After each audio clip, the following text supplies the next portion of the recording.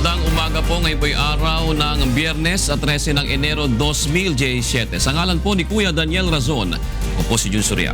Ako naman si Angela Lagunsad. Narito na po ang mga humahataw na balita. Japan nangako ng 1 trillion yen o mahigit 400 bilyong pisong financial assistance at investments sa Pilipinas. Mga senador, pinabulaan ang hindi sila kontento sa pamamahala ni Senator Aquilino Pimentel III bilang Senate President. Namumuong plano para palitan ang pinuno ng Senado, itinanggi rin. Mas maraming Pilipino nagtitiwala pa rin sa Amerika at Japan kaysa China at Russia, batay sa bagong survey ng Pulse Asia. At defending champion AFP Cavaliers, NHA Builders at BFP Firefighters nasa must-win situation sa kanilang laban sa linggo sa second round eliminations ng UNTV Cup Season 5. Una po sa ating mga balita, dumating na sa bansa kahapon si Japanese Prime Minister Shinzo Abe. Sa unang araw ng state visit nito, nangako ang head of state ng 1 trilyong yen na halaga ng financial assistance at investment sa Pilipinas o katumbas ng mahigit sa 400 bilyong piso. Narito ang hataw na balita ni Rosalie Cos. Mas maraming negosyo at pamumuhunan sa Pilipinas ang isa sa mga pangako ni Japanese Prime Minister Shinzo Abe sa kanyang kauna-unahang pagbisita sa Pilipinas sa ilalim ng administrasyon ni Pangulong Rodrigo Duterte. Sa loob ng 5 taon, nasa 1 trilyong yen o katumbas ng higit sa 420 billion pesos ang gagawing investment ng Japan sa bansa na kinapapalooban ng infrastructure projects, defense capacity building at iba pa. ODA と民間投資を合わせ今後5年間で1兆円規模のビジネス機会を創出します。経済協力インフラ合同委員会を立ち上げ、官民を挙げて国づくりを力強く支えていきます。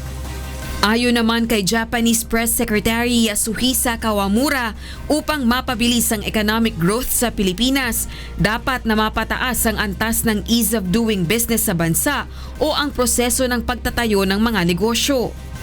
Japan is very eager to promote cooperation for the business and the economic development of the Philippines. But for the very effective and comprehensive development of the Philippine economy, I'd like to emphasize that the business and investment-friendly environment on the side of the Philippines is also necessary.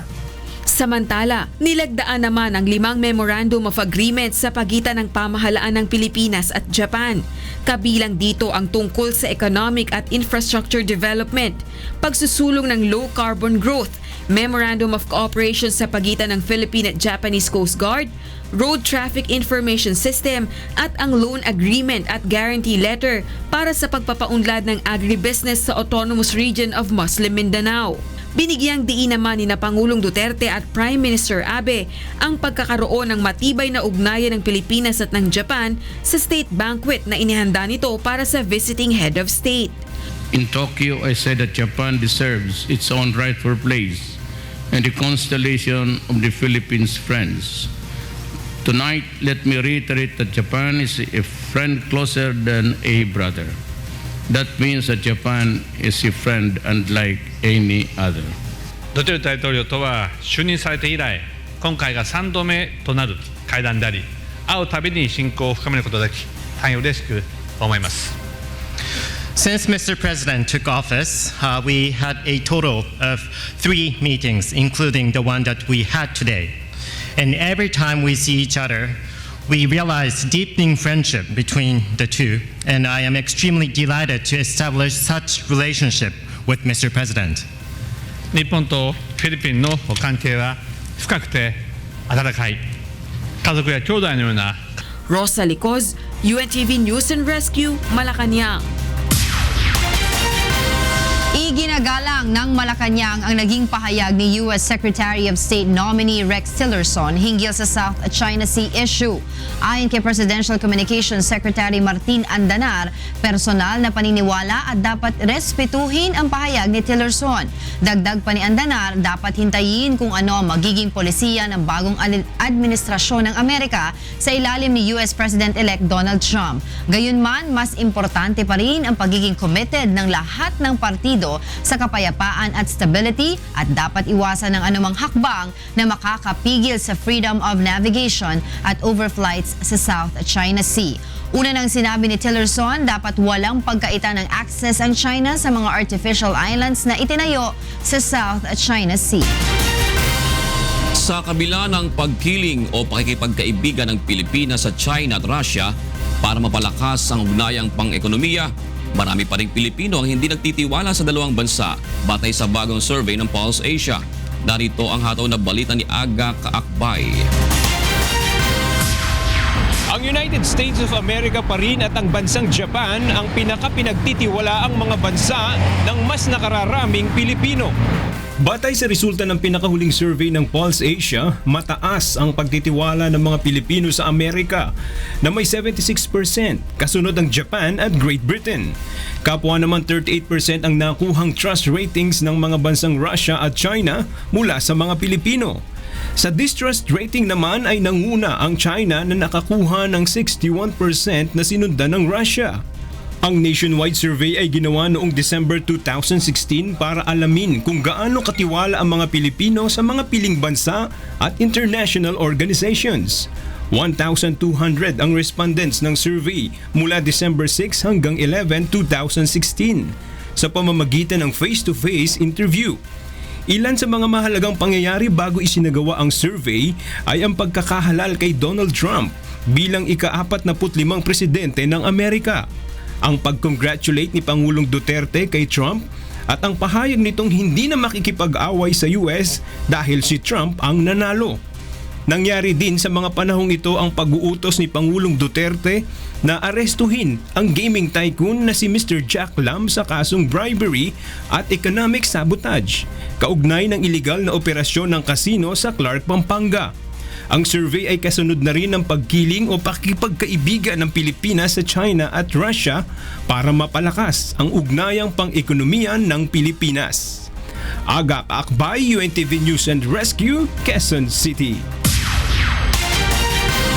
Pinabulaanan ng mga senador ang mga balitang hindi sila kontento sa performance ni Senator Aquilino Pimentel III at may namumuong plano para tanggalin siya bilang pinuno ng Senado. Narito ang hataw na balita ni Joyce Balancho. Itinanggi ng ilang mga senador na hindi sila kontento sa pamamahala ni Senator Aquilino Pimentel III bilang Senate President. Kasunod dito ng pahayag kamakailan ni Senator Joseph Victor Ejercito na may usap-usapan sa pagitan ng mga senador na may ilang hindi masaya sa panunungkulan ni Pimentel bilang pinuno ng Senado. Itinanggi rin ng mga senador ang umanay namumuong plano sa Senado para bumoto ng ibang ipapalit sa kanya. Pagkakakilala ko sa mga kasama ko mga senador, isa na ako sa mga unang makakaalam yan. Meron ganyan. To be honest, no, I have not heard of those. Wala namang usapan o chatter among the senators.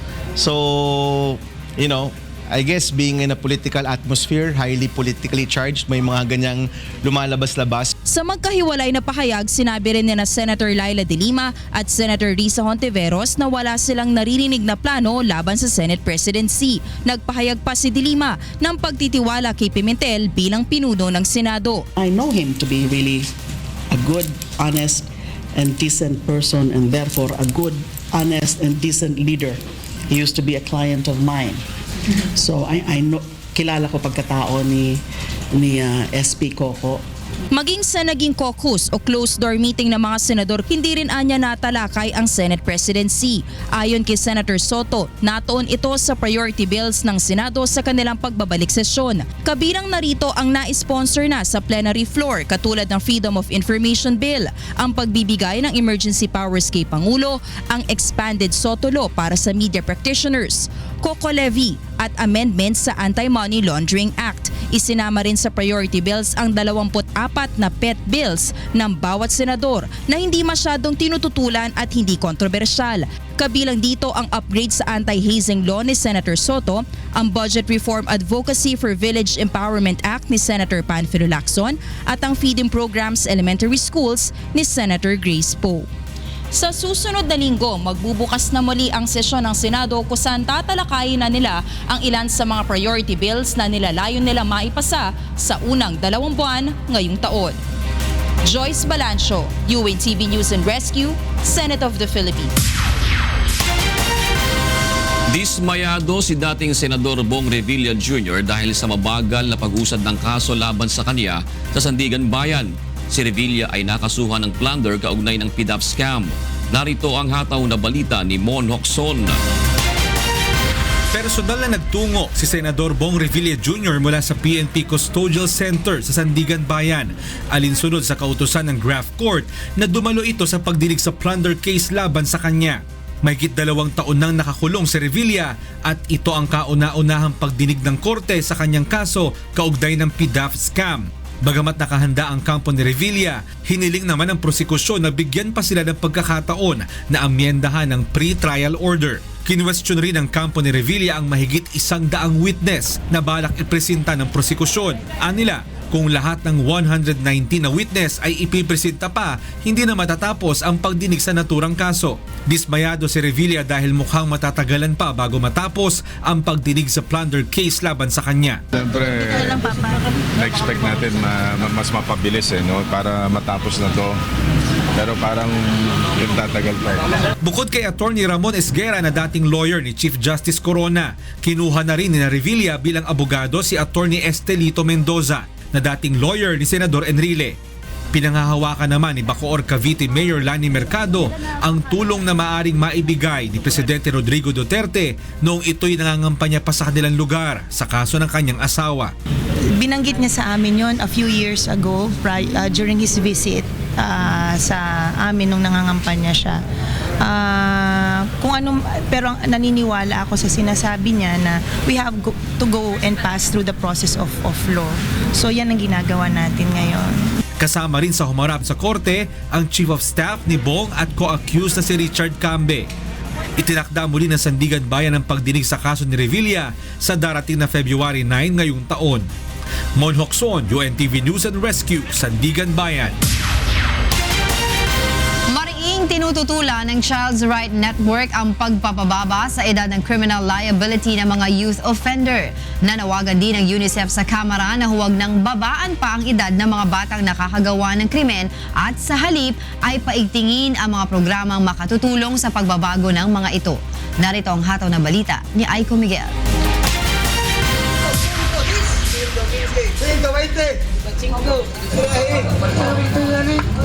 Ilan lamang ito sa mga kuha sa kalagayan ng isang batang nahihirapan sa loob ng kulungan.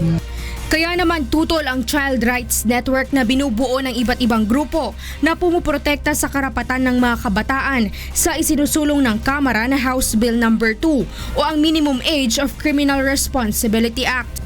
Layo ng panukala na ibaba sa 9 mula sa 15 taong gulang ang pananagutan ng mga kabataang sangkot sa krimen. Batay sa pag-aaral ng mga grupo, ang dapat solusyonan ay kahirapan at hindi ang pagpapakulong sa batang nasasangkot sa mga krimen o mga kinakasangkapan ng mga sindikato. Sa aming opinyon, hindi kulungan ang solusyon sa mga batang nagkakasala sa batas ang pagpaparusa.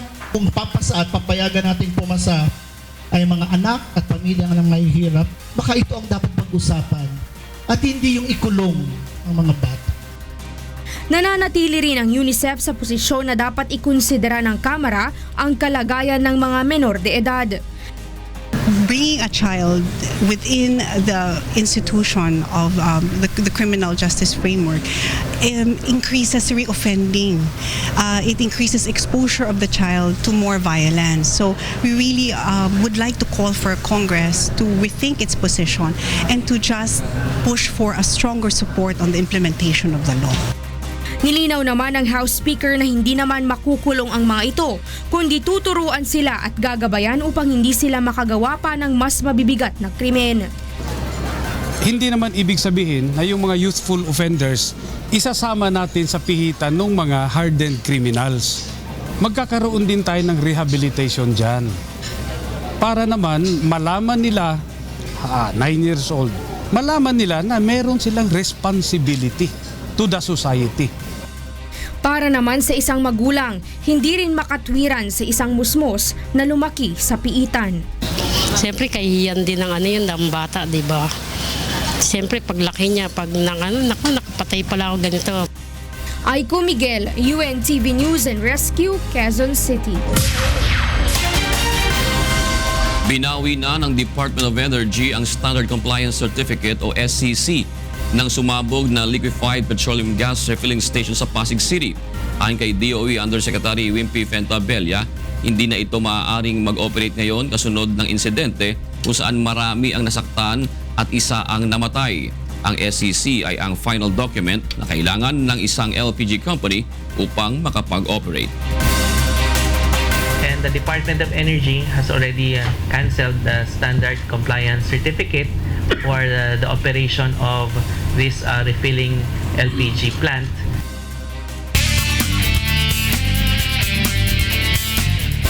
Malapitang binaril sa dibdib ang isang suspected drug user habang ito'y nakatambay sa isang tindahan sa Barangay Holy Spirit, Quezon City, kagabi. May balita si Renante Ponte live. Renante, go ahead. Yes, Angela, isang hinihinalang drug user ang binaril ng hindi pa nakikilalang suspect habang nakatambay nga ito sa gilid ng kalsada sa tapat ng tindahan sa Barangay Holy Spirit sa Samat Road sa nasabing lungsod. Ayon sa nakakita sa pangyayari, walang sabi-sabing binaril na malapitan ng suspect ang biktima dakong alas 11 kagabi. Nakatakbo pa umano ang biktima ngunit dahil sa tama nito sa kanyang dibdib, nakita na lang itong nakabulagta sa isang eskinita. Kinilala ang lalaking si Christian Bulagnir, 18 anyos at residente sa naturang lugar. Na-recover sa crime scene ng isang basyo ng 22 kalibre na baril at isang maliit na sachet na hinihinalang shabu. Samantala, wala namang makapagsabi sa mga residente sa lugar kung ano ang pagkakakilanlan ng suspect sa pamamaril sa biktima. Sa ngayon, Angela, inimbestigahan na ng mga otoridad ang nangyaring insidente ng pamamaril. Yan ang police report. Balik sa iyo, Angela. Maraming salamat sa iyo, Renante Ponte, live na nagulat mula sa Quezon City. Nasawi ang dalawang suspected drug pusher matapos umanong manlaban sa mga pulis habang nagsasagawa ng buy-bust operation sa Caloocan kagabi. Subalit ang mga kamag-anak ng mga ito, hindi naniniwalang nanlaban ang mga suspect. May balita si Maki Libradilla live. Yes, Maki?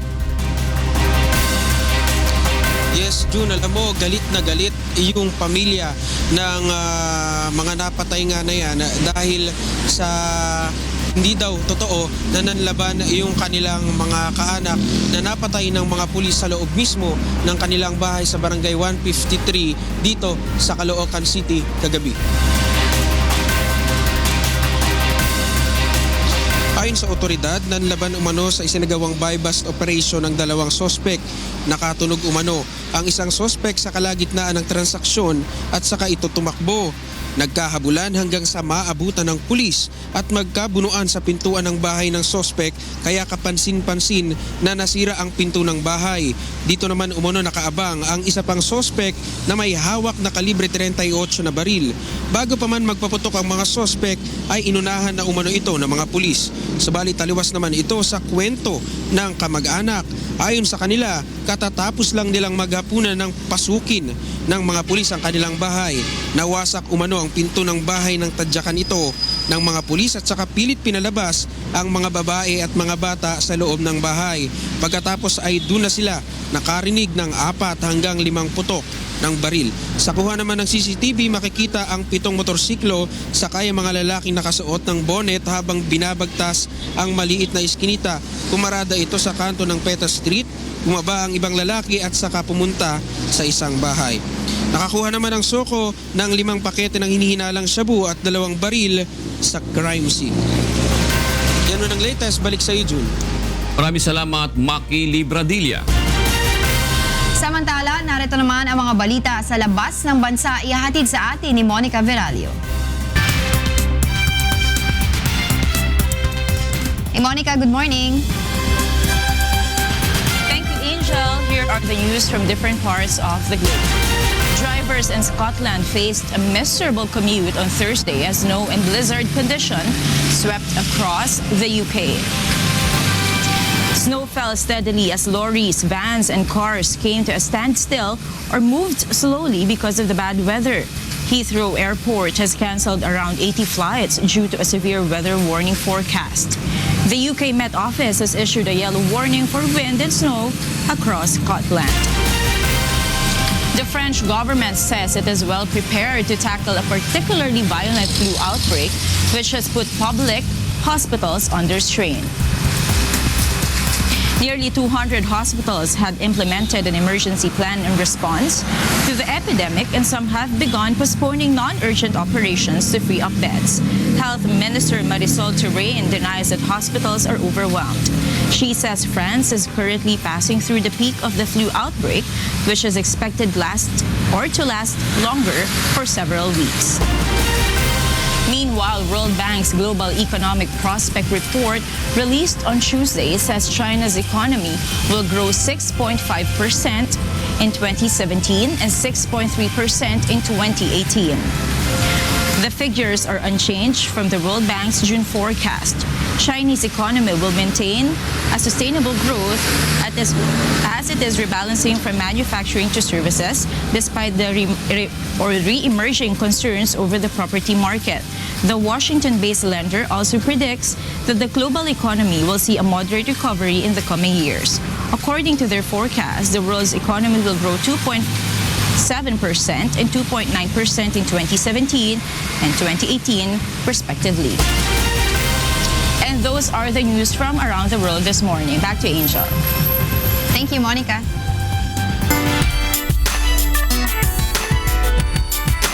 Excited na ang mga naggagandahang kandidata ng Miss Universe 2016 sa nalalapit na kompetisyon na gaganapin dito sa Pilipinas. Ngayong araw inaasahang darating ang iba pang Miss Universe candidates at bukas naman ay tutulak ang mga ito patungong Boracay. Narito ang hataw na balita ni Rina Villamor Camara. Halos 35 kandidata ang dumating kahapon sa Ninoy Aquino International Airport para sa nalalapit na 65th Miss Universe pageant. Kabilang sa mga nagsidatingan sina Miss Nicaragua, Miss British Virgin Island, Miss Canada at Miss USA. Ipinagmalaki ni Miss USA Deshona Barber na ikalawang ulit na niya itong pagbisita sa bansa. And we went to numerous resorts on the island, so we had a chance to really tour around and get a feel for all the locals. So it was wonderful to be able to see everyone. They're all so kind and sweet here. Ang 27 years old na si Barbers na isang lieutenant sa US Army Reserve ay isa sa mga early top bets ng 2016 Miss Universe pageant. Naabutan din natin si Miss Vietnam Dang Thi Lehang na nagpaunlak ng ilang Tagalog na salita sa mga miyembro ng media. Salamat po, Philippines! Thank you! Sabay-sabay rin na nagsidatingan sina Miss Russia, Miss Singapore, Miss Malaysia, Miss Czech Republic, Miss Poland, Miss Slovak Republic, Miss Australia at Miss Mauritius. I'm not doing this just for myself. I want to win for every young woman who has ever been criticized about what she looks like, what she should be, and be able to inspire those women to be themselves. And nagulat ang ilang organizer kay Miss Russia na si Yuliana Korolkova dahil isang linggo na pala siyang nagbabakasyon sa Boracay bago siya dumating ngayon dito sa Manila. Samantala, dumating na rin ang presidente ng Miss Universe Organization na si Paula Shugart para siguraduhin na maayos ang mga aktibidad na nakahanda para sa mga kandidata. 10 years I've been waiting for this moment, and how great. I'm here with Miss USA, and Pia will be here in a couple of days. Yes, she will. This is your second home, Paula. It is. I'm so happy, really happy to be here. So. Sinagot naman ni DOT Undersecretary Kat De Castro ang planong pagpoprotesta ng Gabriela sa mismong Miss Universe pageant. Ayon kay De Castro, hindi ito exploitation ng mga kababaihan dahil nasa tagline na rin ng beauty pageant ng Confidently Beautiful with a Heart. Sabado tutulak ang mga kandidata papuntang Boracay para sa kanilang swimwear photoshoot.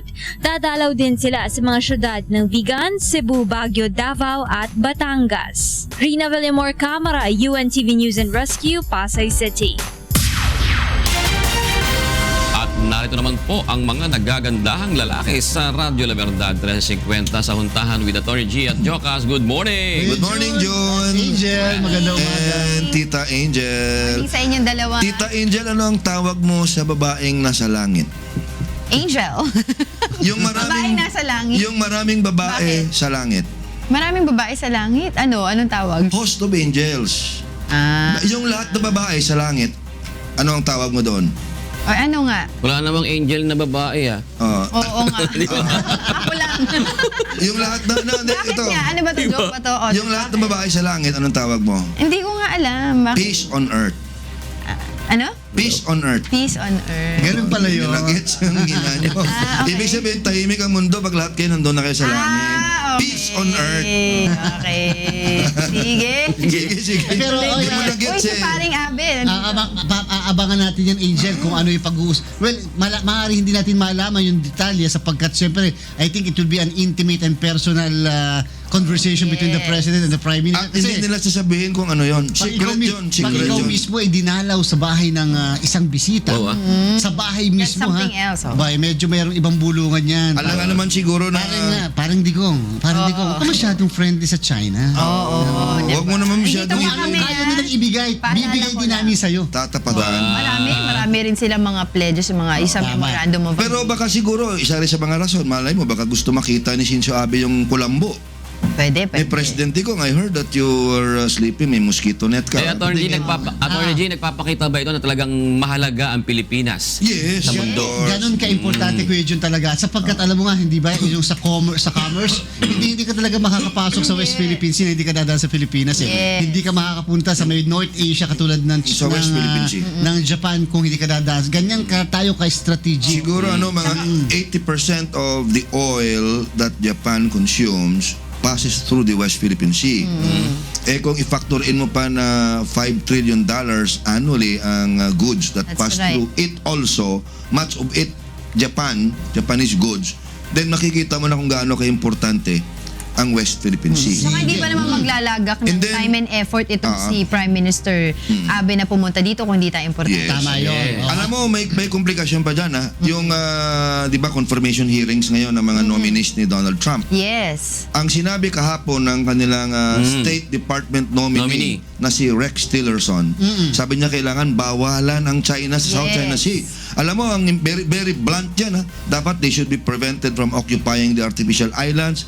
Anong implikasyon reclamation yan? activities nila. Ibig sabihin, is the US government under Trump willing to go to the extent of even putting up a blockade? So, gera yan. Pero ano lang naman daw yun, Tito Jocas, di ba? Personal lang naman.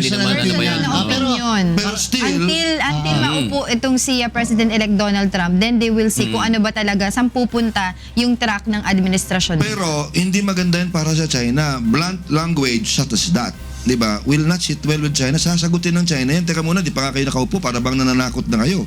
Actually, so hindi maganda ang signals, the signals that are being sent to China from the incoming administration ay hindi maganda. Ay, tsaka hindi. Actually, yun na nga, kahapon din, mamaya tatalakayin din natin yan, na si President-elect Donald Trump, hindi naging maganda yung first day niya. Oo, mamaya, talakayin natin. Right. Maraming salamat sa inyong dalawa. Narito mga dapat abangan sa ikalawang paghataw ng mga balita. Japan muling makikibahagi sa balikatan exercises ng Pilipinas at Amerika ngayong taon.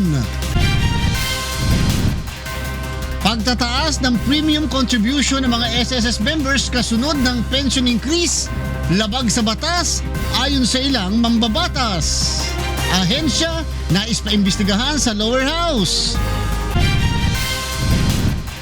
At mga paraan upang maiwasan ang dagdag sigil sa kuryente dahil sa malampaya shutdown, pinag-aaralan ng DOE.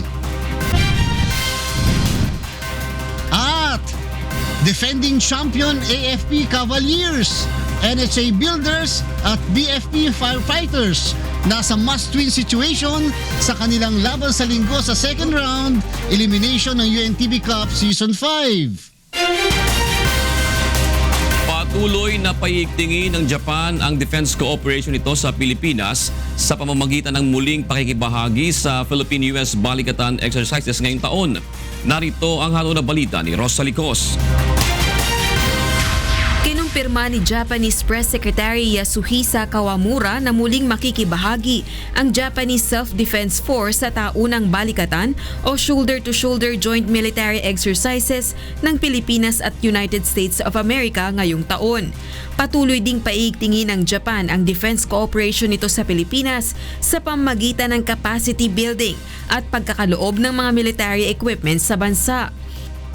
Balitan, which is the joint exercises conducted between the United States and the Philippines.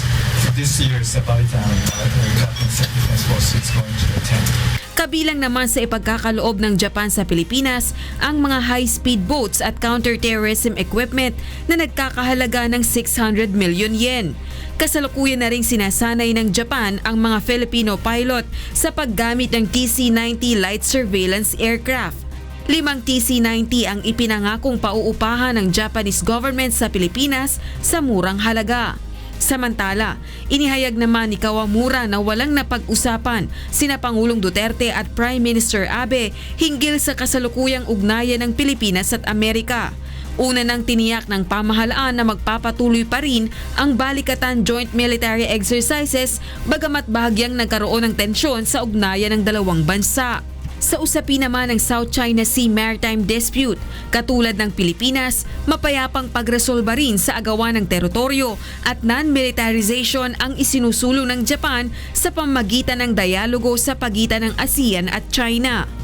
We expect that such a dialogue and consultation will be carried out under the condition of the non-militarization of the region, I mean the South China Sea. And also the countries seek the peaceful resolution of the dispute. So under those two terms, Japan will be Japan will expect that such a talks should be conducted between the ASEAN and China. Rosalie Cos, UNTV News and Rescue, Malacanang. Samantala, nais paimbestigahan ng ilang mambabatas ang planong paniningil ng dagdag na premium rate ng Social Security System sa mga miyembro nito kasabay ng pagpapatupad ng aumento sa buwan ng pensyon. Narito ang hataw na balita ni Nel Maribuhok. Iligal ang plano ng Social Security System o SSS na itaas ng 1.5% ang premium contribution sa mga miyembro nito. Ayon sa mga kinatawan ng marginalized sector sa lower house, hindi makatwiran na ipasa sa mga nagbabayad pa ng buwan ng kontribusyon ang dagdag pensyon sa mga retiradong miyembro nito. Questionable rin anila kung saan napupunta ang mga kinikita ng mga investment ng state insurance company na dapat sana ay isa sa posibleng mapagkunan ng pondo para sa pension increase. Dahil dito plano ng mga kongresista na isulong sa lower house na imbestigahan ng ahensya. I think it's time we also study talaga this 1.5% increase sa SSS. The 1.5% increase in premium, to my mind, might be too much for the employers. We have to put a balance in it. I agree with the premise of the question that it's about time that you should investigate SSS of that. Because in fact, now that the capacity of SSS is being questioned, Una nang iginiit ni SSS Chairman Amado Valdez na legal ang gagawing contribution increase, ngunit bukas anya siya sa anumang pagsisiyasat na maaaring gawing kaugnay dito. Maganda yung pag-iimbestiga para maliwanagan natin kung ano-ano mga dapat na gawin. Pero marami nang mga investigasyon na nagawa eh. Ang panahon na para magtrabaho tayo. Hindi yung sali-salita lang. Muli namang binigyan diin ng Malacanang na pinag-aralang mabuti ni Pangulong Rodrigo Duterte ang pagpapahintulot na maitaas ang buwan ng SSS pension, gayon din ang kontribusyon ng mga miyembro nito. Anila ang 1.5 increase din sa SSS contributions ay magpapalawig sa investment reserve at pension fund ng ahensya upang makatupad sa iba pa nitong obligasyon sa hinaharap. Nel Maribuho, UNTV News and Rescue, Quezon City.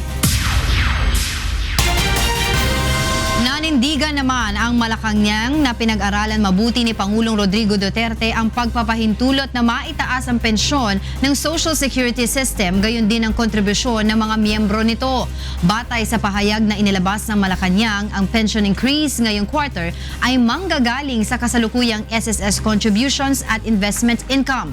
Paliwanag pa ni Presidential Communications Secretary Martin Andanar, ang 1.5% increase sa SSS contributions ay magpapalawig sa investment reserve at pension fund ng SSS upang makatupad sa iba pa nitong obligasyon sa hinaharap. Una nang sinabi ng Presidential Spokesperson Ernesto Abella na hindi tatalikuran ng Pangulo ang pangako nito sa mga SSS pensioners noong panahon pa lamang ng kampanya. Ngunit makikinig din ito sa payo ng economic managers. Samantala, pinag-aaralan na ng Department of Energy kung paano maiiwasang maipasan sa mga consumer ang posibilidad na dagdag singil sa kuryente dahil sa epekto ng malampaya maintenance shutdown. Narito ang hataw na balita ni Leslie Longboen. Muling tiniyak ng Department of Energy na tinututukan nilang mabuti ang 20-day maintenance shutdown ng Malampayan Natural Gas Facility na magsisimula sa January 28 at magtatapos sa February 18. Ayon kay DOE Undersecretary Felix Fuentebella, sa ngayon ay wala pa silang nakikitang posibleng magiging hadlang sa isasagawang maintenance. Siguruhin yon yung binigay natin na January 15, all equipment and facilities should be delivered na kailangan para sa maintenance, still on track. Ang pansamantalang pagpapatigil ng operasyon ng Malampaya ay nangangahulugan rin ng posibilidad na tumaas ang singil sa kuryente dahil ang mga natural power gas plants na dumidepende rito ay kinakailangang gumamit ng diesel na mas mahal kumpara sa natural gas upang makapag-generate ng kuryente. Nasa 30 hanggang 40% ng pangangailangan ng power supply sa Luzon region ay mula sa Malampaya. Ayon kay Fuentebella, pinababantayan na ni Energy Secretary Alfonso Cusi sa Energy Regulatory Commission ang posibleng price shock at kung paano ito maiiwasan. Tinitingnan maigi kung kasali na ba yan sa PSA. Pangalawa, tinitingnan din po natin kung merong dapat ibalik ang Meralco na rebate sa ating mga consumer, and we should not wait na isama pa yan dito sa March billing na expectation natin from this Malampaya scheduled maintenance shutdown. Sa simulation ng Meralco, posibleng madagdagan ng 200 hanggang 300 piso ang March bill ng isang residential consumer na gumagamit ng 200 kilowatts kada buwan. Nanawagan rin ang DOE sa publiko na magtipid sa paggamit ng kuryente upang maiwasan ng price shock. Leslie Longboen, UNTV News and Rescue, Philippines.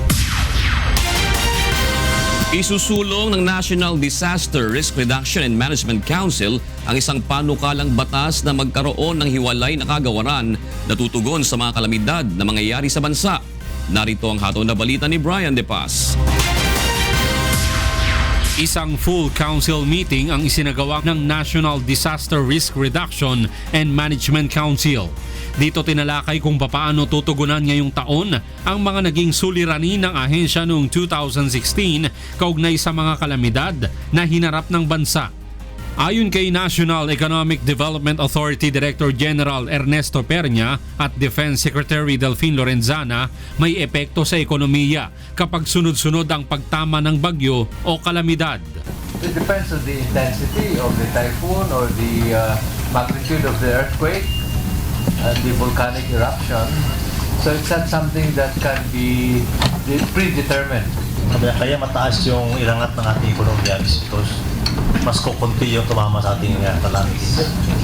Dalawang malalakas lang compared to other previous years na tinalakay na ang paghahanda ng Philippine Institute of Volcanology, Department of Science and Technology at ng Office of Civil Defense sa posibleng pagtama ng malalakas na lindol. Nagbigay rin ng guidelines on mental health and psychosocial support ang Department of Health. Ang enhanced policy guidelines naman para sa international humanitarian assistance ang tinalakay ng Department of Foreign Affairs. Because of our experience during Yolanda, napakaraming gustong tumulong na medyo nagkagulo yung. And so the Department of Foreign Affairs is putting up as an infrastructure. Tinalakay na rin ng panukalang amyendahan ng NDRRMC law at gawin na ito na isang bukod na departamento. Kaya kailangan magkaroon tayo ng isang ahensya na tututok dito 24 hours. So we'd like to elevate the OCD into a department level para magkaroon siya ng talagang ngipin or teeth to implement yung mga policies natin. Brian De Paz, UNTV News and Rescue, Camp Aguinaldo. Iniimbestigahan na rin ng National Bureau of Investigation ang kaso ng pagdukot sa isang Korean national kung saan umano sangkot ng isang tauhan ng PNP Anti-Illegal Drugs Group. Umapela naman ng tulong ang asawa ng biktima sa mga posibleng nakakita dito. Narito ang hataw na balita ni Roderick Mendoza. Magkatuwang na iniimbestigahan sa ngayon ng NBI National Capital Region at NBI Task Force Against Illegal Drugs ang kaso ng pagdukot sa Korean national na si Ik Jo-ji sa Angeles City, Pampanga noong October 18. 3 sospek na kabilang ang isang pulis na dating nakatalaga sa PNP Anti-Illegal Drugs Group ang sinampahan ng kidnapping at serious illegal detention sa DOJ.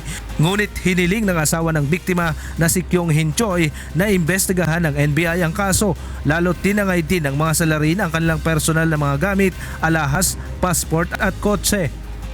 We're investigating this case for the purpose of touching on the angle of kidnapping and robbery, and to identify other perpetrators of the crime using the war on drugs to extort money.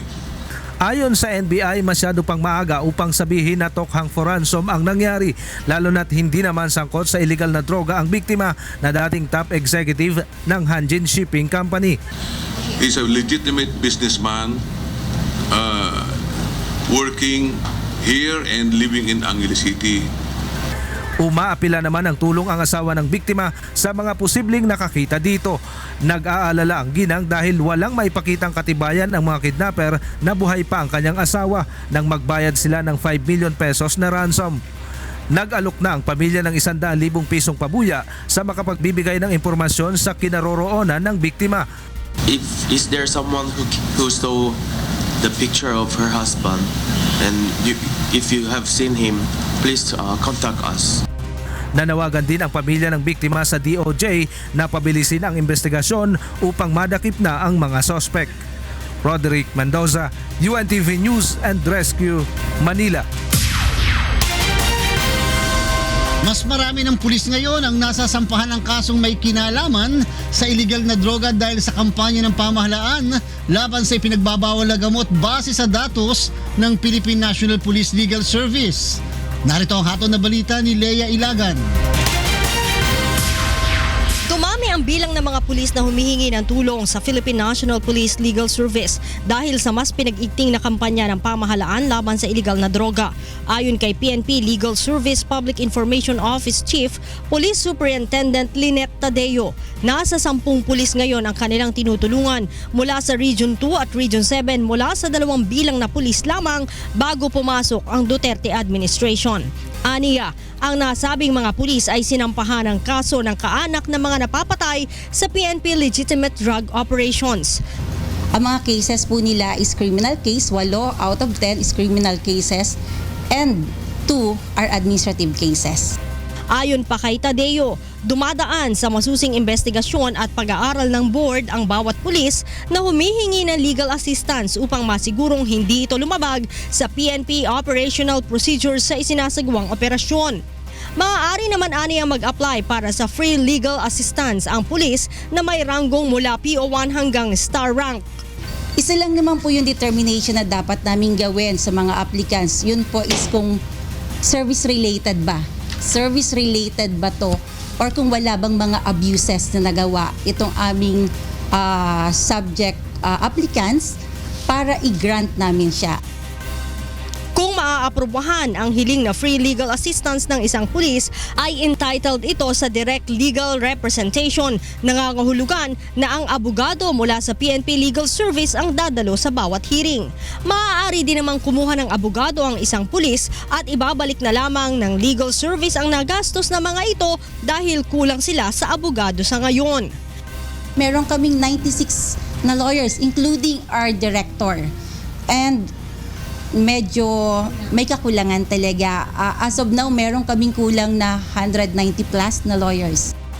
Nilinaw naman ng opisyal na hindi kabilang ang grupo ni na Police Superintendent Marvin Marcos sa kanilang tinutulungan dahil hindi naman sila nag-apply ng free legal assistance. Tiyak din ani ang idadaan ito sa masusing proseso, lalo't may question sa proseso ng pagsalakay ng mga ito sa Baybay Sub-Provincial Jail kung saan nakakulong si Albuera Mayor Rolando Espinosa Sr. Leia Ilagan, UNTV News and Rescue. Cam Krame. Nahuli nung Miyerkules ng mga otoridad ang isa pang suspect sa pagpatay sa 8 mangingisda sa Zamboanga City. Sa ngayon, 2 na ang hawak na suspect sa krimen habang 10 pa ang tinutugis ng mga otoridad. Narito ang hataw na balita ni Dante Amento. Isa pang sospek sa pagpatay sa 8 mangingisda sa Siromon Island, Panubigan, Zamboanga City ang nahuli ng mga otoridad. Kinilala ang sospek na si Arsani Samlani, residente ng Barangay Muti. Una nang nahuli ang kasama nitong si Midsfar Nunio sa isang drug buy-bust operation. Meron na tayong 2 suspect na nakuha. Yung una, yung nakuha sa Seaside Sangali. Hinala ng mga otoridad, extortion ang motibo sa pamamaslang at pagganti na rin para sa 2 kasamahan ng mga sospek na napatay sa engkwentro ng mga otoridad noong nakaraang Nobyembre. Ngunit sa ngayon, hindi pa malinaw kung may kaugnayan ang mga sospek sa bandidong grupong Abu Sayyaf. Sa ngayon, patuloy nang tinutugis ang 10 pang kasamahan ng mga sospek kabilang na sina Nasser Saipudin, Aming Mundalis, Alvin Sangkula, Jobert Cabe at RJ Papa. We continue yung ating mga ginagawa nga, lalong-lalo na in-addressing sa mga lawless elements, criminal elements and member of the threat groups na pumapasok dito sa ating area para gumawa ng hindi maganda. Pinulong na rin ng Zamboanga City Police Office ang lahat ng kanilang station commanders para paigtingin ang pagbabantay sa lungsod, partikular na sa coastline areas upang huwag nang maulit ang insidente. Dante Amento, UNTV News and Rescue, Zamboanga City. Ipinauubaya na ng Malacanang sa mga mambabatas ang pagpapasa ng panukalang batas hinggil sa death penalty. Ayon sa pahayag na inilabas ng Malacanang, iginagalang ni Pangulong Rodrigo Duterte ang Kongreso bilang isang separate branch of government na may pantay na kapangyarihan ng ehekutibo. Ipinagkakatiwala na rin ng Pangulong Duterte sa mga mambabatas ang pagpapasa ng death penalty bill na sa tingin nito'y makabubuti sa bansa. Dagdag pa ng Malacanang, solusyon ito sa impunity at katiyakan na mapapanagot sa batas ang mga gumagawa ng karumal-dumal na krimen. Babawiin na ng grupo ng mga cocoa farmer ang petisyon nito sa Supreme Court laban sa mga executive order kaugnay sa paggamit ng Coco Levy Fund. Narito ang hataw na balita ni Leslie Longbowen. Inaasahang muling uusad na ang usapin sa paggamit ng Coco Levy Fund dahil sa gagawing pagbawi ng Confederation of Coconut Farmers Organization of the Philippines o CONFED sa kanilang petisyon laban sa Executive Order 179 at 180. Magiging daan ito upang alisin na ng Supreme Court ang inilabas nitong temporary restraining order sa mga nasabing executive order noong June 2015 sa panahon ng dating Pangulong Benigno Aquino III. Naniniwala ang CONFED na kapag inalis na ang TRO ay malaya nang makagagalaw ang Pangulong Rodrigo Duterte kung paano magagamit ang pondo ng Coco Levy. Pero ang hiling nila ay magkaroon ng korporasyon na hahawak sa mga pondo na may representante ng gobyerno at grupo ng mga magsasaka sa board.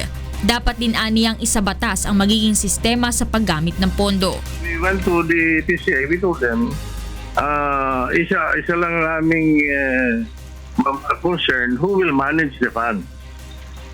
Since kami, kinikilala namin ang PCA na may mandato, but at the same time, these funds are special funds. They don't belong to the general fund, no? And these are special funds. They have to be managed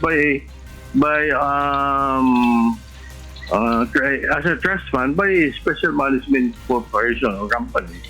That has to be legislated. Subalit ang tanong naman ng Coconut Industry Reform Movement, kung ipapatupad pa ba ang Executive Order 179 na una ng tinutulan ng grupo dahil sa probisyon ng privatization sa mga ari-ariang posibleng pinakikinabangan pa ng mga magninyog hanggang ngayon. You see, yung nakalagay doon sa EO 179 ay ipa-privatize ng pamahalaan ang mga assets ng COCO levy for the benefit of government. Tinatalo namin yon dahil dapat tignan mo yung mga assets if they will benefit the farmers in the industry, not the government alone. Umaasa naman ang Philippine Coconut Authority na malaki ang maitutulong ng COCO Levy Fund sa pagpapalago ng industriya ng nyog, lalo na tinatayang aabot na ang pondo sa 75 billion pesos. Sa ngayon ay nasa 1.5 million na ang mga cocoa farmer na nasa listahan ng PCA at tinatayang aabot ito sa 1.9 million bago matapos ang deadline ng registration sa Pebrero. Sinabi ni Administrator Billy Andal na nais ng Pangulong Duterte na direktang bigyan ng pera ang mga magsasakang may resibo ng collection sa COCO levy. Opo, hindi na po diretso doon sa individual farmers. Unless otherwise, mayroon po silang hawak na katibayan pa. So, kung wala po sila, hindi po sila individual na tatanggap ng pera. Kung hindi, yung pera ay mapupunta doon sa mga asosasyon where they belong. Sa Pebrero ay plano ng PCA na magsagawa ng Cocoa Farmers Congress upang pag-usapan ang ikagaganda ng industriya ng nyog sa bansa. Leslie Longbowen, UNTV News and Rescue, Philippines.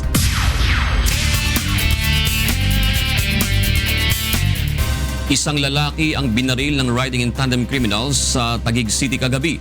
Samantala, isang hinihinalang drug pusher ang nakipagbarilan umano sa mga pulis sa isang buy-bus operation sa Pasay City. Narito ang balita ni Asher Kadapan live. Yes, Asher?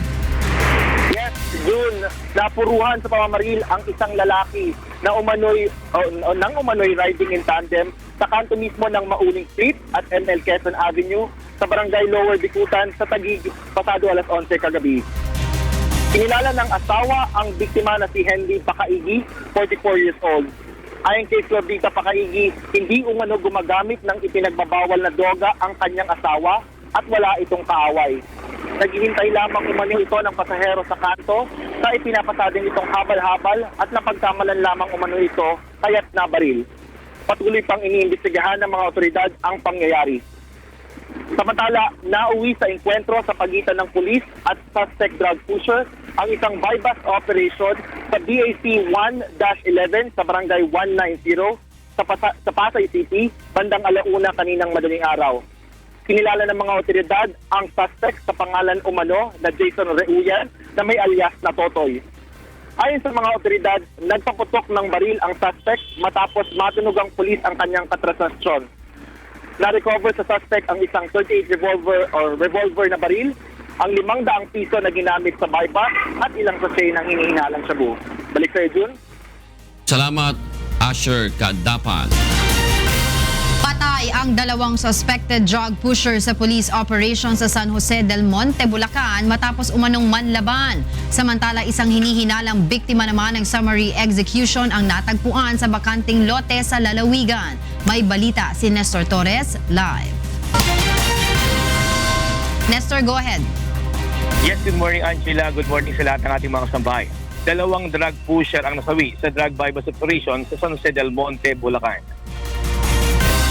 Ayon sa mga otoridad, nanlaban ang mga ito nang matunugan ng pusher buyer na isang pulis. Na-recover sa mga suspect ang 500 pesos buy-bus money, isang baril, 8 sachet ng sabu at iba pang drug paraphernalia. 2 linggo na umanong minamanmana ng pulisya ang dalawa na wala pang pagkakakinlanlan. Ang isa sa mga ito ay nakilala lamang sa alias na Tipak. Batay sa impormasyon ng PNP, 3 taon na rin nga nanunuluyan ito sa barangay at nagtutulak umano ng droga sa San Jose del Monte. Samantala, isang bangkay naman ng lalaki ang natagpuan sa isang bakanting lugar sa barangay Gaya-Gaya, San Jose del Monte, Bulacan, pasado 1:00 kaninang madaling araw.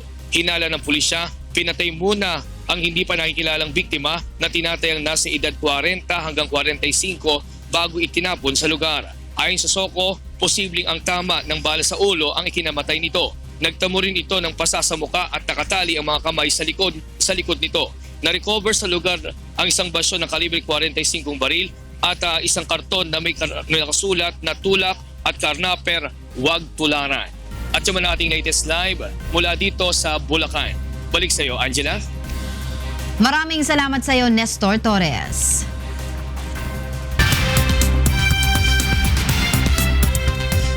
Here are the latest news from different parts of the world. The Belgian government steps up coastal protection with some 30,000 sandbags to protect its North Sea shores from rising water. The Belgian Meteorological Institute has issued a yellow wind alert because a low-pressure area is expected to cause winds up to 90 kilometers per hour. The institute also warns against a strong tide between Friday and Saturday. The government and firemen of Belgium's westmost region, West Flanders, plan to build protective barriers to protect several municipalities that could be threatened by major floods.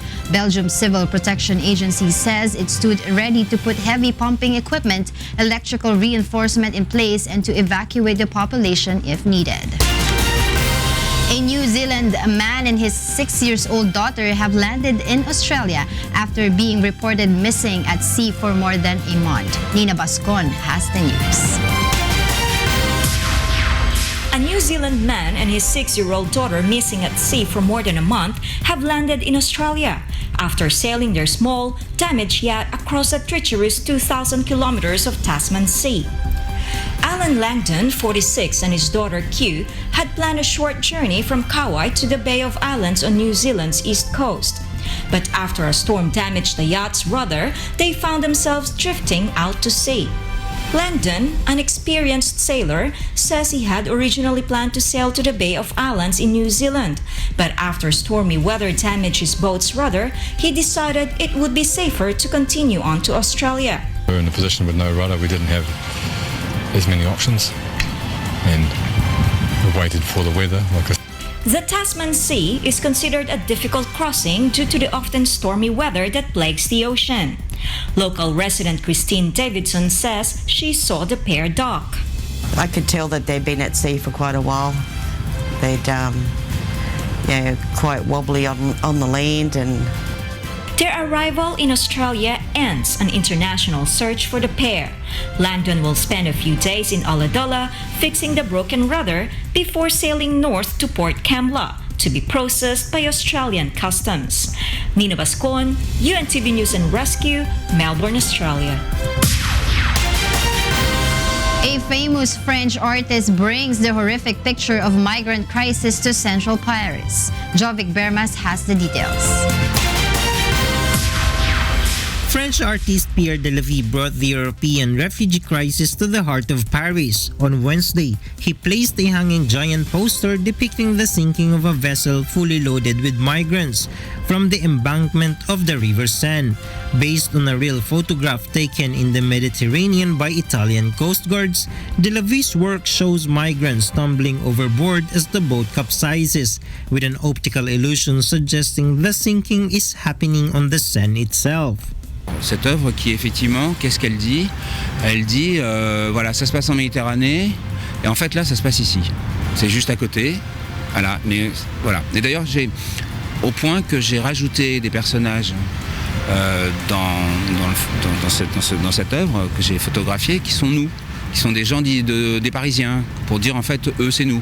Delavie worked with the NGO, the Office for the Welcome of and Assistance for Migrants, or BAAM, to install the poster. The group lobbies European governments to allow migrants freer access to the continent, opposing systems including the EU-Turkey deal, which sees boatloads of migrants intercepted and returned. Mayor of Paris Anne Hidalgo has opened a high-profile welcome center for refugees in the north of the capital, with a second set to open next week. According to figures published by the International Organization for Migration, 7,495 refugee and migrant deaths were recorded worldwide last year, almost a third higher than in 2015, with the vast majority perishing in the Mediterranean. Jovic Burmas, UNTV News and Rescue, Europe. And those are the latest news from around the world for this hour. At para naman po sa mga karagdagang balita, bumisita lamang po sa aming website, ang untvweb.com. At abangan sa ikatlong paghataw ng mga balita. Japan Prime Minister nasa Davao City bilang bahagi ng official visit sa Pilipinas. Shinzo Abe, ikalawang foreign head of state na bumisita sa hometown ni Pangulong Rodrigo Duterte mula noong 1994. Sugatang motorcycle rider sa Apalit, Pampanga, tinulungan ng UNTV News and Rescue Team. Defending champion AFP Cavaliers, NHA Builders at BFP Firefighters nasa must-win situation sa kanilang laban sa UNTV Cup Season 5 ngayong linggo. At mga gagamitin sa parada ng Miss Universe candidates sa Baguio City, inihahanda na. Binigyan ng paunang lunas ng UNTV News and Rescue Team ang naaksidenteng driver ng motorsiklo sa Pampanga kagabi. Narito ang hatol na balita ni Joshua Antonio. Nirespondihan ng UNTV News and Rescue Team ang isang motorcycle accident sa kahabaan ng MacArthur Highway sa Barangay Sampaloc, Apalit, Pampanga pasado alas 8 kagabi. Kinilala ang driver ng motor na si Andy Makaspak na nagtamo ng mga gasigas sa kamay at paa matapos sumemplang. Iniinda rin nito ang pananakit ng kanang kamay. Agad na nagsagawa ng assessment sa biktima ang grupo at nilapatan ng Pangulang Lunas ang mga tinamo nitong pinsala sa aksidente. Ayon kay Andy, binabaybay niya ang MacArthur Highway na may biglang tumawid na pedestrian dahilan upang bigla siyang magpreno at mawalan ng balanse ang sinasakyang motorsiklo. Samantala matapos mabigyan ng first aid ay tumanggi na itong magpadala pa sa ospital. Joshua Antonio, UNTV News and Rescue, Pampanga. Nasa Davao City ngayon si Japanese Prime Minister Shinzo Abe bilang bahagi ng kanyang official visit sa Pilipinas. Si Abe ay ikalawang foreign head of state na bumisita sa lungsod na hometown ni Pangulong Rodrigo Duterte kasunod ng pagbisita ni Malaysian Prime Minister Mahathir Mohamad noong 1994. Narito ang hataw na balita ni Victor Cosare. 9:45 kagabi nang lumapag ang Japan Air Force One sa Francisco Bangoy International Airport sa Davao City, lulan si Japanese Prime Minister Shinzo Abe at ang may bahay nito. Isa sa mga sumalubong sa pinuno ng Japan, si Compostela Valley Governor J.V. Tyrone Uy. Importante ang friendship nato sa Japan ma-renew at the same time matabangan ta nila labi na sa pag-uswag sa ato ang nasod. Infra, agri or any capability trainings or sharing of technologies, especially sa disaster preparedness. So it might be very useful, especially sa mga areas natin na mga prone to disasters. Alas 10 naman ngayong umaga, bibisitahin ni Mrs. Aki Abe ang Mintal Cemetery kung saan nakahimlay ang maraming mga Hapon na nasawi bago at noong panahon ng World War II. 1,000 mga mag-aaral ang sasalubong kay Mrs. Abe, bit-bit ang mga flaglets ng Pilipinas at Japan. Kilala ang Barangay Mintal bilang Little Tokyo ng Davao City. Pasado alas 10 din ng umaga, muling magkikita si Pangulong Rodrigo Duterte at Prime Minister Abe kasama ang ilang mga negosyante. Isang ceremonial eagle naming din ang magaganap ngayong araw. Si Prime Minister Abe ang unang head of state na naging panauhin ng Davao City, ang hometown ni Pangulong Duterte. Pasado alas 12 naman ng tanghali, aalis ng Davao City si Prime Minister Abe at ang delegasyon nito. Victor Cosare, UNTV News and Rescue, Davao City. Alamin natin ang magiging lagay ng panahon sa buong maghapon mula sa UNTV Weather Center. Ito ang iulat sa atin ni Ray Pelayo. Payapabak, paring Ray. Payapabak, Abeng June. Paabi. Saan mo kasama? Kaabi. Ano ba kaabi? Di ba kasama? Oo, kapagpangan eh. Oo, talaga naman. Wapen. Tawag ito, gaano ba yung chances ngayon na uulan sa weekend, Ray? Well, kung titingnan natin yung satellite imagery ng Pag-asa June, makikita natin meron mga pag-uulap na makikita dito sa particular sa may eastern section ng Visayas. Dahil yan sa LPA na ngayon umiiral dito sa may Dagat Pasipiko. Ang pinakalokasyon nito, June, ay makikita natin nasa silangan pa rin nga yan ng dito sa may, yung pinakalokasyon ay nasa mahigit 400 kilometer sa may silangan niya ng dito sa may Surigao City. Samantalang ayon sa Pag-asa, maliit pa ang tsansa na ito ay maging isang bagyo. At yung area naman ng Metro Manila at yung malaking bahagi ng Luzon apektado ng northeast monsoon o amihan, makakaranas dito sa Metro Manila, light to moderate rains ang na-expect natin. May forecast na ba, Ray, kung kaya malulusaw ba kaagad yung LPA na yan o lalaki pa? Simulation ay pinapakita ng Windy TV natin. Makikita natin na may mga posibleng pag-ulan, hindi 50-50 pa rin yun na ito kung malulusaw ba o maging isang bagyo na makaka-apekto sa ating bansa. Pero definitely by weekend nakikita ng Pag-asa medyo magiging maulap itong eastern section ng Visayas, June. Sa Baguio ba next week ba, Ray, medyo lalamig ba? Baguio next week? Bago kang may ano yun May bala. Kasama ba? Trabaho. May Trabaho bala to. pupunta. Public service. Bago yan, Public service. Bago mo sumama, public service to. Maganda yan, maganda. Sa Baguio next week, wala tayong nakikita ng bagyo na magtatama dito sa may particular dito sa may Northern Luzon. Pero yung amihan, maaaring magdulot yan dyan ng mga hanggang moderate rain sa lugar ng Benguet. Pero sa may bandang Mindanao, magiging mainit ba, Ray? Maganda lagay ng panahon ngayon sa Mindanao, June, pero may mga tsansa dito sa Caraga region magkakaroon ng thunderstorms, yun ang malaking tsansa. Pero yung Zamboanga Peninsula, mas malaki ang tsansa na magkaroon tayo ng magandang lagay ng panahon ngayong araw. Pag ba nagkakaroon ng thunderstorm, Ray, talaga bang may possibility na yung chance na pag-ulan mataas ang possibility? Yes, June. Kung balikan natin yung satellite imagery ng Pag-asa, yung mga thunderstorm. Yan, itong mga dilaw na ito ay isang palatandaan na may mga thunderstorms, particular dito sa may area ng Central Visayas. Yan ang malaking chance na magkaroon dyan ng mga thunderstorms. Nakikita yan ng Doppler radar natin. So immediately naman ang Pag-asa ay nag-i-issue ng thunderstorms advisory dun sa mga lugar na pwedeng maapektuhan itong mga thunderstorms na ito. Tama ba yung narinig kong balita na parang nagbabala na kagad yung NDRRMC na parang mas maaga yata yung mga kalamidad ngayong taon?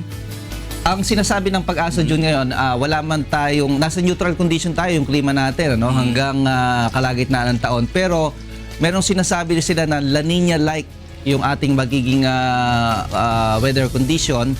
Ibig sabihin, mas maraming mga pag-ulan, wala mang masyadong malalakas na mga bagyo itong first half ng 2017, pero mas maraming ulan tayong maranasan. At yan nga ay nakita na natin sa ngayon dahil sa Bicol, like halimbawa sa Bicol, maraming mga pag-ulan na naranasan dyan at itong mga nakakaraang, actually last week pa, nagkakaroon na ng mga pag-ulan sa lugar na yan. Okay, Ray, bigay mo na ang magiging lagay ng panahon sa maghapon. Narito po ang magilagay ng panahon sa mga susunod na oras dahil nga po sa LPA at dyan sa apekto ng amihan sa may Luzon, sa forecast po ng Pag-asa yung Bicol region at yung lalawigan po ng Aurora at Quezon makakaranas po ng mahina hanggang sa katamtamang mga pagulan. May light rains din po sa Cordillera at Cagayan Valley, samantalang may mga pag-ambon na maranasan po sa Metro Manila at nalabing bahagi ng Luzon. Sa Science Garden sa Quezon City, maaari pong umabot sa 30 degrees Celsius ang maximum temperature ngayong araw. Sa Tuigaraw 28, sa Baguio po 14 to 23 at sa Puerto Princesa City sa Palawan hanggang 32 degrees Celsius. Makulimlim po lagay ng panahon sa may Eastern Visayas dahil nga po yun sa epekto ng LPA at makakaranas na mga pagulan na posibleng magdulot ng mga pagbaha at landslide. Ang Cebu at buong Central Visayas, hindi nyo Paret Negros Island ay makakaranas naman po ng mahina hanggang sa katamtamang mga pagulan. Sa Iloilo City, Metro Cebu, and Tacloban City, maaari pong umabot sa 28 degrees Celsius ang maximum temperature ngayong araw. Sa Caraga region sa Mindanao, makulimlim din po dyan at makararanas lang hanggang sa katamtamang mga pagulan. May mga thunderstorms naman po sa nalalabing bahagi ng Mindanao. Sa Cagayan de Oro City, maaari pong umabot sa 28 degrees Celsius ang maximum temperature, 31 sa Metro Davao, and 29 sa may area ng Zamboanga City. Samantala, ang ating pong sunrise, 6:24 a.m. at naman pong sunset, 5:45 p.m. Yan ang ating ulat panahon. Wala naman po tumaraw, huwag natin kalilimutang pasalamatan ang Diyos na lumala. Balik po sa inyo dyan. Dakal salamat, Kaabing Ray. Alamin naman natin ang sitwasyon ng trapiko sa mga oras na ito mula kay John Nano live. John, good morning. Yes, good morning sa iyo, Angela. Good morning sa lahat ng ating mga kasambahay. At para nga doon sa mga babiyahe o bumabiyahe na sa mga oras na ito, Angela, ay muli nating alamin ang sitwasyon ng trapiko sa mga pangunahing lansangan sa Metro Manila ngayong umaga. Sa ating mga kababayan na babaybay dito sa kahabaan ng EDSA southbound, kung kayo po ay papunta dyan sa Makati area, yung mga papasok na po sa kanilang mga trabaho, at kayo po ay manggagaling buhat dito sa may Quezon City, simula po dyan sa may area ng Balintawak hanggang dito sa may EDSA North Avenue, wala pa pong masyadong magiging problema sa mga oras na ito dahil maluwag at tuloy-tuloy pa ang daloy ng mga sasakyan. Magsisimula lamang po na mag-build up ang moderate to heavy traffic pagsapit nyo po dyan sa may area ng Kamuning, gayon din sa may Nepa Q-Mart, dyan sa may Aurora Boulevard hanggang sa may Cubao Main Avenue. Moderate to heavy traffic na rin po ang sitwasyon na mararamdaman ng ating mga motorista at mga commuter dyan po sa may area ng Santolan, White Plains, Connecticut, Ortigas, hanggang dyan po sa may area ng EDSA Boni Pioneer. Bahagya lamang na magkakaroon ng pagluwag sa daloy ng mga sasakyan pagdating nyo po dyan sa may area ng EDSA Guadalupe hanggang sa may Magallanes. Mula naman po dyan sa may Malibay hanggang sa may Mall of Asia Pasay City ay asahan na rin po ng ating mga motorista ang light to moderate na galaw ng mga sasakyan. Samantala, punta naman natin itong EDSA northbound. Ang malaking bahagi po nito ay magiging maluwag at tuloy-tuloy pa ang daloy ng mga sasakyan. Maliban na lamang po dyan sa may area ng Magallanes, sa may Pasay Road, gayon din sa may Buendia, hanggang dyan po sa may Boni Pioneer. At kayo po ay makakarating ng mga Mega Mall, ay medyo mararamdaman po ang light to moderate traffic situation sa mga oras na ito. Silipin naman natin ang ilan sa ating mga live traffic points. Unahin po natin itong sa may Ortigas Avenue Extension. Sa atin pong mga kababayan na babiyahe po dyan sa may area na yan, sa mga papunta po ng Cainta Rizal, sa ngayon ay wala pang masyadong magiging problema dahil maluwag at tuloy-tuloy pa ang daloy ng mga sasakyan. Subalit para po dun sa mga dumaraan dito sa may kabilang bahagi ng kalsada, sa ating pong mga motorista na maglalakbay po patungo dyan sa may Meralco Avenue, ay medyo mararamdaman na po ang mabigat na daloy ng mga sasakyan. Habang sa may Monumento MacArthur Highway naman po tayo, sa ating mga motorista na patungo po sa may area ng Malinta, sa ngayon ay light traffic situation pa po ang mararamdaman ninyo sa area na yan. Gayun din para naman po dun sa ating mga kababayan na babiyahe patungo ng EDSA o dito sa may Recto Avenue, sa ngayon ay maluwag at tuloy-tuloy pa rin ang galaw ng ating mga sasakyan. Angela, muli nga natin pinapaalala sa lahat ng ating mga motorista na dahil ngayon ay araw ng Biyernes, bawal po sa ating mga lansangan ang mga sasakyang may plakang nagtatapos sa 9 at 0 simula ngayong alas 7 ng umaga at tatagal yan hanggang mamayang alas 8 ng gabi. At yan muna ang ating gabay sa kalsada ngayong umaga. Balik sa iyo, Angela. Maraming salamat sa iyo, John Nano, live na nagulat mula sa Quezon City. At para naman sa mga balita sa labas ng bansa, kasama natin si Monica Veralio. Go ahead, Monica. Hi, Angel. Here are the news abroad. At least 40 people were arrested after clashes between drivers of cargo vehicles and police in the Peruvian capital of Lima in protest over toll increases. A new toll has been installed by the Rutas de Lima highway concessionaire owned by the Canadian investment fund Brookfield and Brazilian builder Odebrecht SA near the Chilon River, about 1 kilometer from another toll booth. The rate on both rose to 5 sols or $1.48. Protesters have asked that the new toll booth be annulled together with the hike in costs. The comptroller has said irregularities detected in contracts awarded to family-owned conglomerate Odebrecht SA have cost Peru at least $283 million. 6 children were killed after fire tore through a 3-story house in Baltimore, Maryland. Officials began recovering the bodies of the children between 9 months to 11 years old. The fire had engulfed the one-family home when firefighters arrived. They had to battle the blaze from outside due to the severity of the flames and destruction. Maryland Representative Elijah Cummings identified the mother as Katie Malone, a special assistant who had worked in the congressman's office for nearly 11 years. The cause of the fire is unknown and is still under investigation.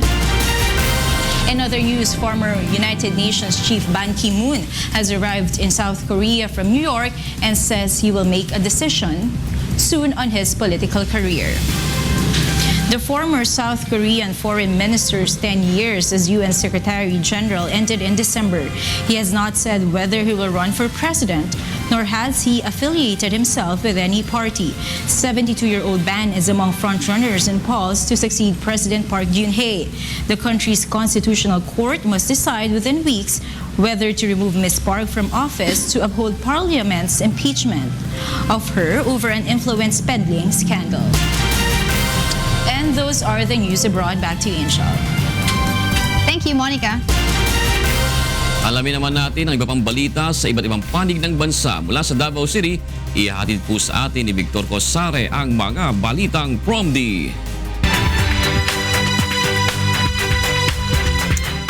Maayong buntag, Victor. Maayong buntag June, maayong buntag kang Kuya Daniel. Ani ang detalye sa atong mga balitang PROMD. Gidala na sa Mega Rehabilitation Center sa Nueva Ecija ang una nga batch sa mga drug surrenderer sa Calabarzon Region. Ani ang report ni Sherwin Kulubong. Kabilang ang 23 drug surrenderer mula sa bayan ng Padre Garcia sa Batangas sa mga unang ipinadala sa Mega Drug Abuse Treatment and Rehabilitation Center sa Port Ramon Magsaysay, Palayan City, Nueva Ecija.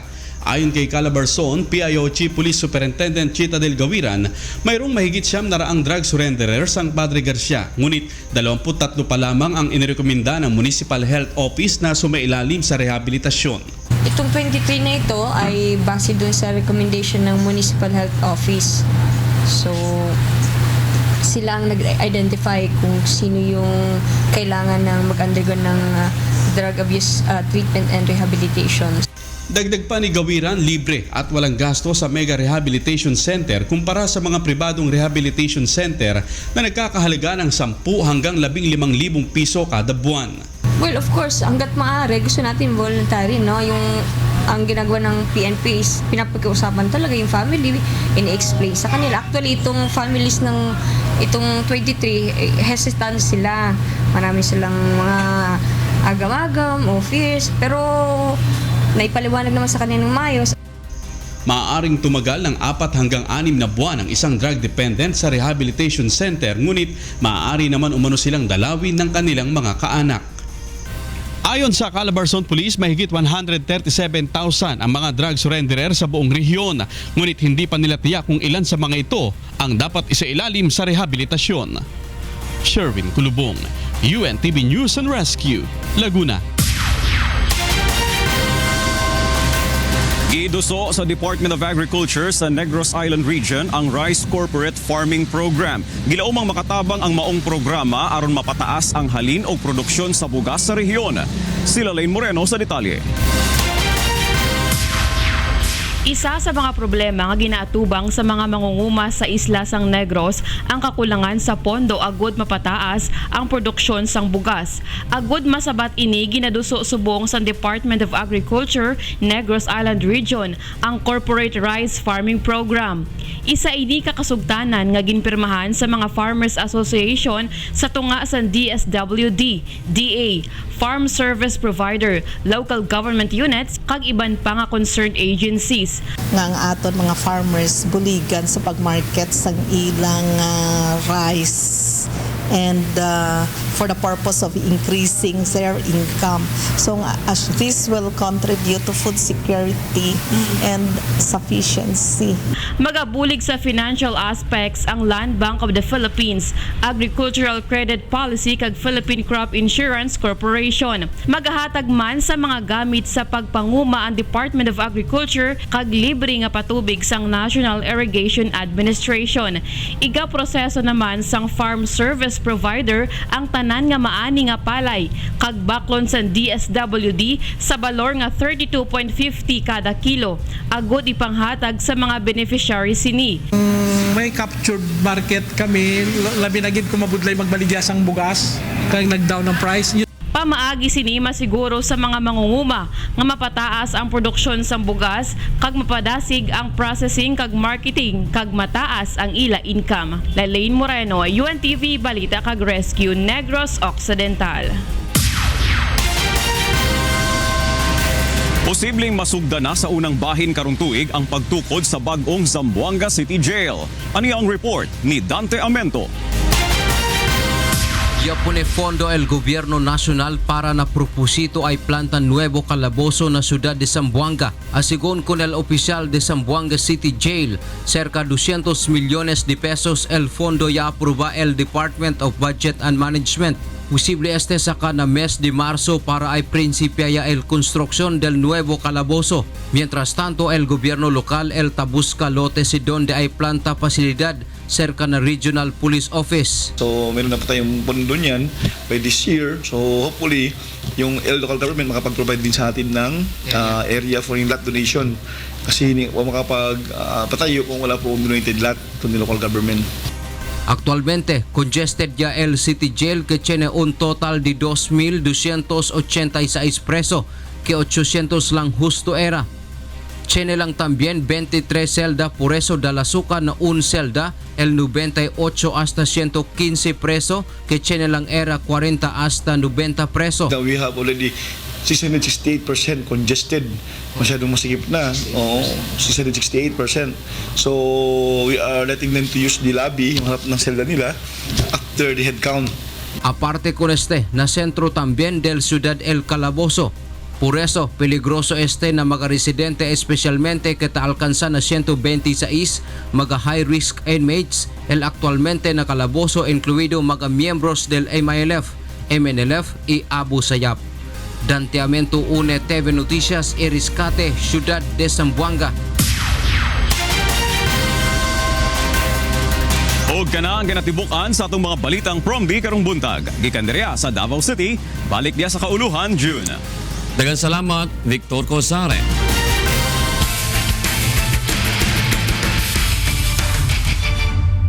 Kapwa kinakailangang manalo ng defending champion na AP Cavaliers, NHA Builders at BFP Firefighters sa kanilang mga laban sa darating na linggo upang makapasok sa quarterfinals ng UNTV Cup Season 5. Narito ang hatol na balita ni Bernard Dadis.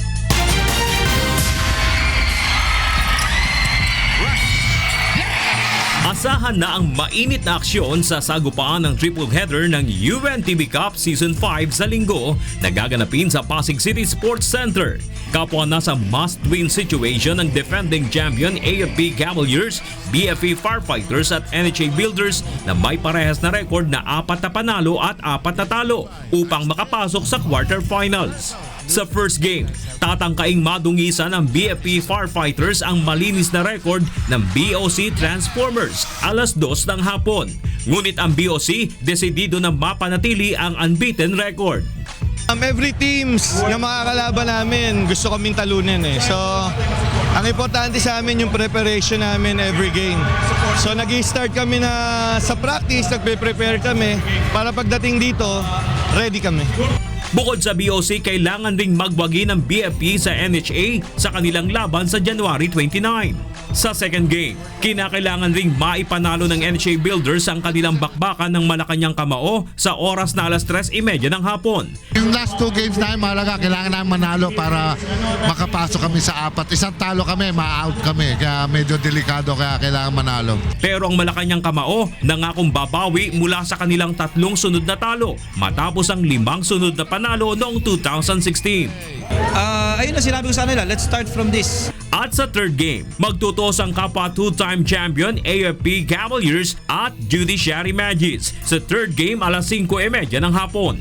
Sa ngayon ay nasa ikalawang pwesto ang Judiciary na may 7 panalo at 1 beses pa lamang na natatalo.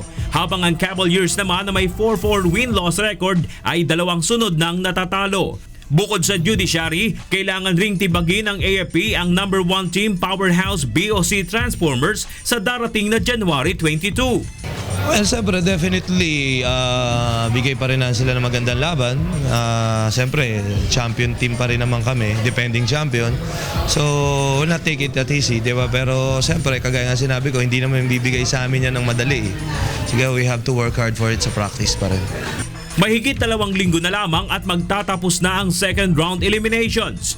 Ang number 1 and 2 sa rankings ay otomatikong makakakuha ng pwesto sa semifinals, habang ang number 7 at 8 naman ay magpapaalam na sa liga. Ang 4 na koponan na makakakuha ng ranking na 3 hanggang 6 ang maglalaban sa quarterfinals. Sa ngayon ay magkakaagapay sa ika-5 pwesto ang AFP, BFP at NHA. Sunod naman sa ilalim na pwesto ang MMDA Black Wolves. Bernard Dadis para sa UNTV Cup Season 5.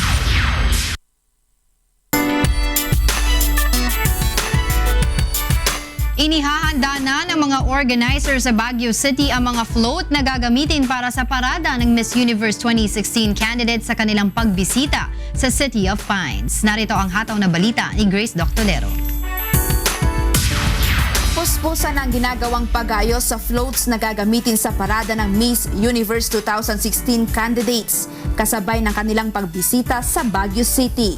Inaasahang magiging katulad ng Baguio Flower Festival ang parada dahil sa makukulay na float ng mga kandidata na sasabayan pa ng street dancing.